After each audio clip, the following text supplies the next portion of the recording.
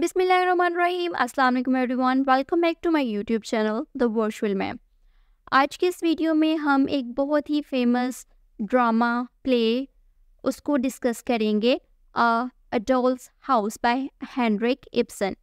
इस ड्रामा की different videos होंगी, यानी कि डिफरेंट पार्ट्स में इस ड्रामा को डिटेल के साथ कवर करूँगी, क्योंकि एक वीडियो में पूरा ड्रामा डिटेल के साथ कवर करना पॉसिबल नहीं, और मैं पूरी कोशिश करूँगी कि इस वीडियो के बाकी पार्ट्स भी बहुत जल्द अपलोड करूँ। आज की वीडियो में हम बेसिकली कवर करेंगे writers introduction and historical aspect behind writing this drama. इसके साथ मैं शॉर्ट इंट्रोडक्शन दूंगी इस ड्रामा के कैरेक्टर्स का, ताकि जब इस ड्रामा को एक्सप्लेन करूं तो आप इजीली कैरेक्टर्स के साथ कनेक्ट कर सकें। But I will do the detail characterisation of all the characters in a separate video, so stay tuned. इसके साथ आज की वीडियो में मैं ब्रीफ साइनॉप्सिस दूंगी इस ड्रामा का, ताकि एक टैग लाइन आपके जहन में बन जाए। लेकिन डेडिकेटेड वीडियो जो प्योरली इस पूरे प्ले को एक्सप्लेन करेंगी वो सेपरेट पार्ट्स में होंगी। तो शुरू करते हैं हमारी आज की वीडियो को। ये ड्रामा हेनरिक इब्सन ने लिखा है 1879 में। ये एक नॉर्वेजियन राइटर हैं और 19th सेंचुरी जो बेसिकली विक्टोरियन इरा की वजह से फेमस है। इनको फादर ऑफ रियलिज्म कहा जाता है और पायनियर ऑफ मॉडर्निज्म कंसिडर किया जाता है, क्योंकि इन्होंने अपने ड्रामास में ऑर्डिनरी और मिडिल क्लास पीपल के इश्यूज और लाइफ को डिपिक्ट किया।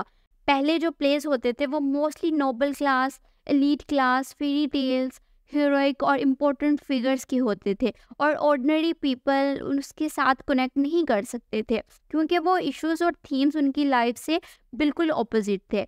इसलिए हेनरिक इब्सन ने अपने ड्रामास में रियल लाइफ इश्यूज को प्रेजेंट किया जो कॉमन इश्यूज थे उस टाइम पीरियड में, जिससे कॉमन और ऑर्डिनरी लोग इजीली कनेक्ट कर सकते थे। Victorian era was mainly dominated by strict Victorian codes and laws। इस टाइम पीरियड में वुमेन्स के राइट्स को स्नब किया जाता था और बहुत स्ट्रिक्ट लॉस थे वुमेन के लिए। जैसे कि अगर कोई अनमैरिड वुमेन काम करती है और अगर वो शादी करे तो उसको काम करना अलाउड नहीं था, यानी कि मैरिड वुमेन के लिए बहुत ज़्यादा रिस्ट्रिक्शंस और रूल्स थे।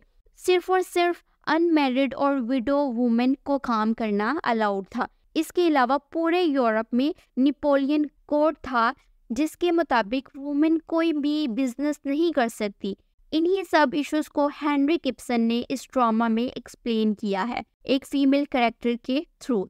इसके अलावा इससे पहले किसी भी ड्रामा में कोई भी फीमेल प्रोटैगनिस्ट नहीं थी, यानी कि सब प्लेस मेल ओरिएंटेड थे, और किसी भी प्ले में मेल को इवल नहीं दिखाया जाता था, यानी कि मेल्स को हमेशा एक पॉजिटिव ह्यूमन कंसिडर किया जाता था।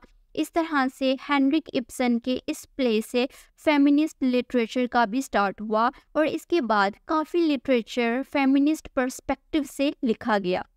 ये ड्रामा मॉडर्न इरा से है, यानी कि हेनरिक इब्सन ने विक्टोरियन लॉज को, स्टाइल को अबंडन किया अपनी राइटिंग में और रियलिज्म को प्रेजेंट किया।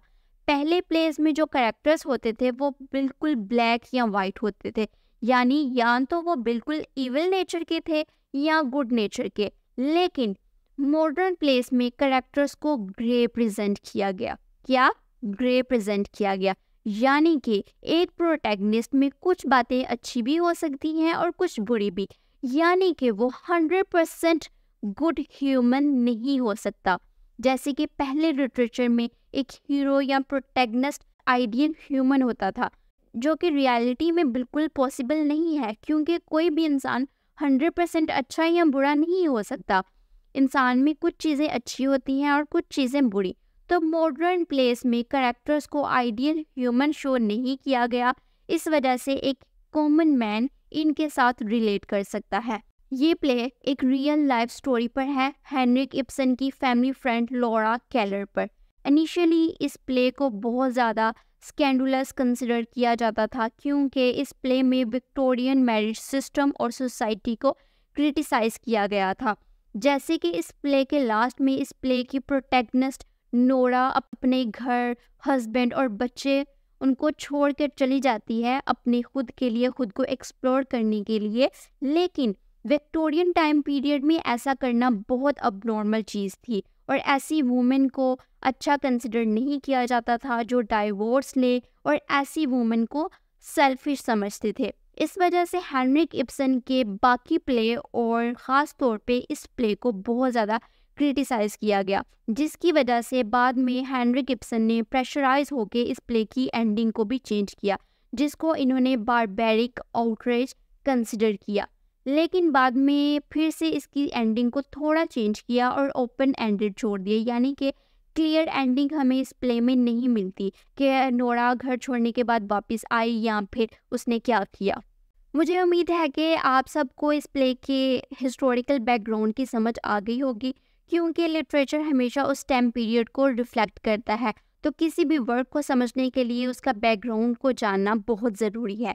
अगर हम इस प्ले के कैरेक्टर्स की बात करें तो इस प्ले में मेजर 5 कैरेक्टर्स हैं। इस प्ले का पहला मेजर कैरेक्टर है नोरा, जो इस प्ले की फीमेल प्रोटैगनिस्ट है, जिसकी शादी टॉरवर्ड हेल्मर से हुई है और इसके 3 बच्चे हैं। और इस प्ले में वो एक लोन लेती है अपने हस्बैंड के लिए इटली के ट्रिप को फाइनेंस करने के लिए, क्योंकि वो बीमार होता है और डॉक्टर ने सजेस्ट किया होता है।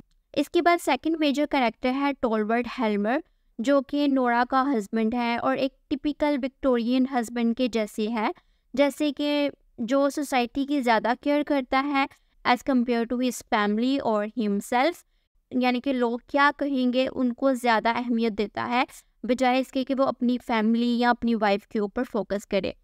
थर्ड मेजर कैरेक्टर है क्रिस्टीना, जो नोरा की फ्रेंड है, जो नोरा के पास आती है हेल्प के लिए और उसको नोरा अपना सीक्रेट बताती है कि उसने सबसे छुपकर लोन लिया था in order to save her husband. इस प्ले का फोर्थ मेजर कैरेक्टर है क्रोक्स्टर, जिससे नोरा लोन लेती है और वो एक करप्ट इंसान होता है। ये बाद में नोरा को ब्लैकमेल करता है और प्ले के लास्ट में हमें पता चलता है कि ये क्रिस्टीना का एक्स लवर है और क्रिस्टीना ने इसको छोड़ दिया था किसी रिच आदमी से शादी करने के लिए, जिसकी वजह से ये बाद में बहुत ज़्यादा करप्ट इंसान बन गया था। और इस प्ले के लास्ट में ये दोनों दोबारा शादी कर लेते हैं। Last and fifth major character is doctor Rank, जो नोरा का सीक्रेट एडमायरर होता है और नोरा और टॉलवर्ड का कॉमन फैमिली फ्रेंड भी होता है। और इस प्ले में 4 माइनर कैरेक्टर्स हैं। नर्स मेड, जो नोरा की केयर टेकर होती है और अब इसके बच्चों की केयर टेकर होती है। एक मेड जो नोरा के घर का काम करती है। चिल्ड्रन, जिसमें आइवर, बॉबी और एमी है। और एक कैरेक्टर पोर्टर का है, जो प्ले के स्टार्ट में क्रिसमस ट्री डिलीवर करता है। अब हम इस प्ले की ब्रीफ समरी करेंगे। इस प्ले का स्टार्ट होता है नोरा हेल्मर से, जो बाहर से आई है और घर एंटर होती है कुछ पैकेजेस के साथ। ये क्रिसमस ईव है, इसलिए एक पोर्टर आता है क्रिसमस ट्री डिलीवर करने के लिए। नोरा बहुत खुश होती है। इसी के साथ टॉलवर्ड अपने स्टडी रूम से बाहर आता है और नोरा उसको सब प्रेजेंट्स दिखाती है कि वो सबके लिए क्या लेकर आई है। टॉलवर्ड उसको डांटता है। टॉलवर्ड उसको स्पेंडथ्रिफ्ट कहता है कि तुमने बहुत ज़्यादा पैसे खर्च कर दिए हैं, लेकिन नोरा इसकी बात को इग्नोर कर देती है और इसकी बात का बिल्कुल बुरा नहीं मानती। वो दोनों बहुत खुश होते हैं क्योंकि टॉलवर्ड की रिसेंटली प्रमोशन हुई है बैंक मैनेजर की, इसलिए वो दोनों खुश होकर इसको सेलिब्रेट करते हैं। इसी के साथ टॉलवर्ड उसको अफेक्शनेट नेम्स के साथ बुलाता है, जैसे कि स्काईलार्क, लिटिल स्क्विरल। इसी के साथ सीन में मज़ीद 2 कैरेक्टर एंटर होते हैं, डॉक्टर रैंक और मिसिस क्रिस्टीना लिंडे। डॉक्टर रैंक इनका फैमिली फ्रेंड होता है। टॉलवर्ड और डॉक्टर रैंक स्टडी रूम में चले जाते हैं और नोरा और मिसिस लिंडे अलग रूम में चले जाते हैं। मिसिस लिंडे नोरा की चाइल्डहुड फ्रेंड है, जो उससे 8 साल के बाद मिलती है। वो उसे अपनी अनहैप्पी मैरिड लाइफ के बारे में बताती है और साथ ही अपनी स्ट्रगल्स के बारे में कि कैसे उसके हस्बैंड की डेथ के बाद उसने डिफरेंट जॉब्स की सर्वाइव करने के लिए और वो यहाँ इस सिटी में भी जॉब ढूंढने के लिए आई है। नोरा इससे बहुत इम्प्रेस होती है कि वो अकेली यहाँ ट्रैवल कर रही है। इसी के साथ नोरा लिंडे से कहती है कि वो टॉलवर्ड से बात करेगी ताकि उसकी हेल्प कर सके। इसके बाद नोरा अपना एक सीक्रेट रिवील करती है अपनी दोस्त के सामने कि शादी के शुरू के सालों में टॉलवर्ड बहुत ज़्यादा बीमार हो गया था और उसके डॉक्टर ने कहा था कि उसको बचाने के लिए इटली जाना होगा। वो बताती है कि कैसे उसने सबसे छुपकर लोन लिया, जो कि उस टाइम में अनपॉसिबल था एक मैरिड वूमन के लिए, कि वो हस्बैंड या फादर की परमिशन के बिना लोन ले। वो फर्दर बताती है कि सब लोगों को लगता है कि उसने वो पैसे अपने फादर से बोरो किए थे, लेकिन असल में उसने वो पैसे लोन लिए थे, जिसको उसने डिफरेंट काम करके इंस्टॉलमेंट्स में रीपे किया। वो बताती है कि जैसे सब लोग उसको समझते हैं वो ऐसी नहीं है। लोग उसको स्पेंड थ्रिफ्ट समझते हैं, लेकिन उसने आज तक अपनी पॉकेट मनी और बाकी पैसे बचाकर लोन रीपे किया है। इसी के साथ नील्स क्रोकस्टर एक बैंक एम्प्लॉय आता है और टॉलवर्ट से स्टडी रूम में मिलता है। इसके बाद डॉक्टर रैंग नोरा और मिसेस लिंडे के पास आता है और बताता है कि क्रोकस्टर एक करप्ट इंसान है। इसी के साथ टॉलवर्ट आता है और थोड़ी बात लिंडे से होती है। नोरा फर्दर टॉलवर्ट को बताती है लिंडे यहाँ तक टॉलवर्ट के पास जॉब के लिए आई है क्योंकि उसे पता चला है कि टॉलवर्ट को रिसेंटली बैंक मैनेजर की प्रमोशन मिली है। टॉलवर्ट लिंडे से कहता है कि वो उसको जॉब दे सकता है क्योंकि उसके बैंक में एक एम्प्लॉय की जगह है। डॉक्टर रैंग, लिंडे और टॉलवर्ट सब चले जाते हैं। नोरा अपने बच्चों के साथ खेलने लग जाती है। इसी के साथ क्रोकस्टर दोबारा से आता है। नोरा मेड से कहती है कि वो बच्चों को अंदर ले जाए और क्रोकस्टर के बारे में किसी को ना बताए। क्रोकस्टर और नोरा की कन्वर्सेशन से पता चलता है कि नोरा ने क्रोकस्टर से ही लोन लिया था और अब इंस्टॉलमेंट्स में रीपे कर रही है। क्रोकस्टर नोरा को बताता है कि टॉलवर्ट ने उसको जॉब से निकाल दिया है और वो टॉलवर्ट को समझाए कि उसको वापस जॉब पे रख ले, वरना क्रोकस्टर सबको बता देगा कि नोरा ने उससे लोन लिया था सबसे छुपकर। लेकिन नोरा कहती है कि लोन ख़त्म होने वाला है और वो इसको नहीं डरा सकता। इसी के साथ क्रोकस्टर कहता है कि उसने क्राइम ऑफ फोर्जरी किया है। जब उसने लोन लिया था उस वक्त उसने कहा था कि उसने लोन की डॉक्यूमेंट्स पे अपने फादर के साइन किए हैं, लेकिन असल में खुद नोरा ने फेक साइन किए थे। इसीलिए उसके फादर की डेथ की डेट और उसके लोन के ऊपर की डेट मैच नहीं करती। क्रोकस्टर के पास पूरी एविडेंस हैं और वो सबको बता देगा अगर नोरा ने उसकी बात ना मानी। टॉलवर्ट वापस आता है और नोरा उसको कन्विंस करने की कोशिश करती है कि क्रोकस्टर को जॉब से ना निकाले, लेकिन टॉलवर्ट उसकी बात नहीं मानता। इसी के साथ एक्ट 1 ख़त्म हो जाता है और एक्ट 2 स्टार्ट होता है। नेक्स्ट डे क्रिसमस के दिन नोरा बहुत परेशान होती है कि उसके साथ आगे क्या होगा। इसके बाद मिसेस लिंडे आती है नोरा की हेल्प करने के लिए, उसको उसके ड्रेस में असिस्ट करने के लिए जो वो बॉल पार्टी में पहनेगी। इसी के साथ टॉलवर्ट आता है और नोरा दोबारा उसको कन्विंस करने की कोशिश करती है, लेकिन वो जितना उसको मनाने की कोशिश करती है वो उतना ही उससे नाराज़ हो जाता है और लास्ट पर टॉलवर्ट कहता है कि वो फ़ौरन क्रोकस्टर को नोटिस भेज देगा। इसके बाद डॉक्टर रैंक आता है और वो नोरा को बताता है कि वो मरने वाला है।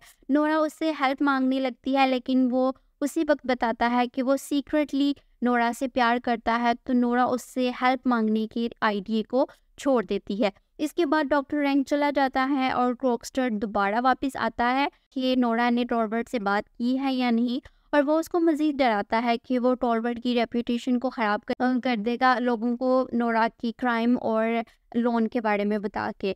इसके बाद क्रोकस्टर लेटर बॉक्स में एक लेटर छोड़ जाता है जिसमें वो सब कुछ बताता है कि नोरा ने कैसे लोन लिया और उसका फोर्जरी का क्राइम। इसी के साथ मिसेस लिंडे वापस आती है और नोरा अपनी सिचुएशन उसको बताती है कि कैसे क्रोकस्टर उसको ब्लैकमेल कर रहा है। मिसेस लिंडे नोरा को बताती है कि वो दोनों पहले रिलेशनशिप में थे, लेकिन बाद में उसने किसी और से शादी कर ली।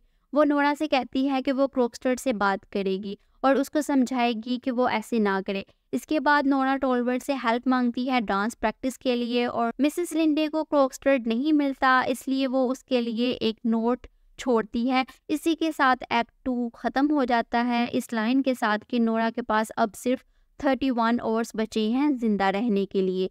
एक्ट 3 स्टार्ट होता है नेक्स्ट डे जब क्रोकस्टर मिसेस लिंडे से मिलने नोरा के घर आता है, जबकि नोरा और टॉलवर्ट बाल पार्टी पे होते हैं। इसी के साथ इनकी कन्वर्सेशन से पता चलता है कि ये दोनों पास्ट में एक रिलेशनशिप में थे, लेकिन लिंडे ने एक रिच मैन से शादी कर ली अपनी फैमिली को सपोर्ट करने के लिए। इसी के साथ लिंडे क्रोकस्टर से कहती है कि अब इन दोनों के पार्टनर्स मर गए हैं तो इन दोनों को शादी कर लेनी चाहिए, क्योंकि लिंडे की लाइफ में अब कोई भी पर्पस नहीं है, क्योंकि उसकी कोई फैमिली नहीं है जिसको वो सर्व करे। क्रॉकस्टड बहुत खुश होता है इस डिसीजन से, इसीलिए फिर क्रॉकस्टड अपना लेटर वापस लेना चाहता है, लेकिन लिंडे उसको मना करती है कि सच ज़रूर सामने आना चाहिए। इसी के साथ क्रॉकस्टड वहाँ से चला जाता है। नोरा और टॉलवर्ट पार्टी से वापस आते हैं और लिंडे नोरा से कहती है कि वो सच टॉलवर्ट को बता दे, और इसी के साथ लिंडे भी वहाँ से चली जाती है। इसके बाद टॉलवर्ट नोरा को बताता है कि वो उससे कितना प्यार करता है और वो बाल पार्टी में बहुत अच्छा डांस कर रही थी। सब लोग उसी को देख रहे थे, लेकिन नोरा इसको इग्नोर कर देती है। इसी के साथ डॉक्टर रैंक आता है और वो दोनों को बताता है कि उसको पार्टी में बहुत ज़्यादा मज़ा आया, स्पेशली वाइन बहुत अच्छी थी, और फिर वो चला जाता है। इसके बाद नोरा टॉलवर्ट को गुड नाइट कह के हॉल में आ जाती है कि या तो वो सुसाइड कर लेगी या भाग जाएगी। टॉलवर्ट उसको रोकता है। टॉलवर्ट को 2 लेटर्स मिलते हैं, एक डॉक्टर रैंक का जिसमें वो बताता है कि वो बहुत जल्द मर जाएगा। इसी के साथ टॉलवर्ट क्रॉकस्टड का लेटर पढ़ता है और बहुत गुस्से में आ जाता है कि नोरा ने उसकी लाइफ और उसकी रेपुटेशन को बर्बाद कर दिया है। नोरा एक लॉयर है, क्रिमिनल है, वो दोनों दुनिया के लिए सिर्फ हस्बैंड वाइफ रहेंगे। असल में वो अब कभी खुशी से साथ नहीं रह सकेंगे, और ना ही वो नोरा को अलाउ करेगा कि वो उसके बच्चों को बड़ा करे। इसी के साथ टॉलवर्ट को क्रॉकस्टड का सेकंड लेटर मिलता है जिसमें वो बताता है कि अब वो नोरा को ब्लैकमेल नहीं करना चाहता और सॉरी है ब्लैकमेल करने के लिए। इसके बाद टॉलवर्ट बहुत खुश हो जाता है कि उसकी लाइफ बच गई है और नोरा को माफ़ कर देता है, लेकिन नोरा टॉलवर्ट को बताती है कि वो सुसाइड करने वाली थी, क्योंकि उसको लगता था कि टॉलवर्ट उसको बचाने के लिए खुद को रिस्क में डाल लेगा, और मज़ीद कहती है कि अब वो कभी टॉलवर्ट के साथ खुश नहीं रह सकती। उसने और उसके फादर ने हमेशा उसको एक डॉल की तरह ट्रीट किया है। जैसे मैं अपनी डॉल्स के साथ खेलती थी वैसे ही वो मुझसे खेलते थे, और वो अपनी चॉइसेस को मुझ पे मुसल्लत करते थे, और इसी तरह से तुमने भी मुझे वैसे ही ट्रीट किया है, और अब मैं तुम्हारे साथ नहीं रह सकती। मुझे यहाँ से जाना होगा खुद को जानने के लिए। पहले तो टॉलवर्ट उसको पागल और सेल्फिश कहता है, लेकिन बाद में प्रॉमिस करता है कि वो चेंज हो जाएगा, लेकिन नोरा उससे कहती है कि उसे जाना होगा। इसी के साथ प्ले यहाँ पर ख़त्म हो जाता है with the sound of the slam of the front door. तो ये थी आज की वीडियो जिसमें मैंने इसको ब्रीफली एक्सप्लेन किया है। इंशाल्लाह इसका नेक्स्ट पार्ट बहुत जल्द आएगा, तो हम अब मिलेंगे अपनी नेक्स्ट वीडियो में। तब तक के लिए अल्लाह हाफ़िज़।